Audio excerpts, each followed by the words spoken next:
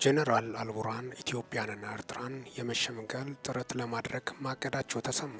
ይህንን እቅድ የገለጹት የሱዳን ጠቅላይ ሚኒስትር ከማል ኢድሪስ ናቸው።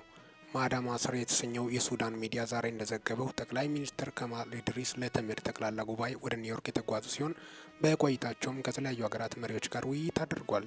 ከእነዚህ መካከል ሐሙስ ዕለት ከጅቡቲው ፕሬዝዳንት እስማኤል ኡመር ጌሌህ ጋር ያደረጉትን ጠቅሰዋል። ጠቅላይ ሚኒስትር ኢድሪስ በዚህ ውይይት ሱዳን ወደ አፍሪካ ህብረት በምትመለስበት ሁኔታ ላይና በአፍሪካ ቀንድ ወቅታዊ ሁኔታ ዙሪያ ጥልቅ ምክክር ማድረጋቸውን የጠቀሰው ዘገባ ከእነዚህ መካከል በኢትዮጵያ ኤርትራ መካከል የተፈጠረው ውጥረት እንደሚገኝበት አስረድቷል። በውይይቱም ጠቅላይ ሚኒስትር ከማል ኢትዮጵያን እና ኤርትራን ጄኔራል አብዱል ፈታህ አልቡርሃን ጋር በመሆን ለመሸምገል ጥረት እንደሚያደርጉ ለጅቡቲው ፕሬዝዳንት ቃል እንደገቡላቸው ዘገባው አስታውቋል።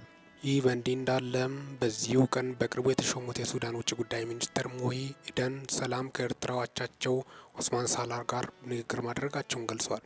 በውይይቱ ላይ ኤርትራ የሱዳን ኤምባሲዋን መልሳ በምትከፍትበት ሁኔታና በቀይ ባህር ደህንነት ላይ ትብብር በሚደረግበት መንገድ ላይ ምክክር መደረጉንም አስታውቋል። የኤርትራው የውጭ ጉዳይ ሚኒስትር ሱዳንን እንዲጎበኙ ከሱዳን አቻቸው ግብዣ እንደተቀረበላቸውም ዘገባው አስረድቷል። ሚኪታ ቡድን ሰብስክራይብ በማድረግ ወቅታዊና አጫጭር መረጃ አገኙ። ሰላም ቆዩልኝ።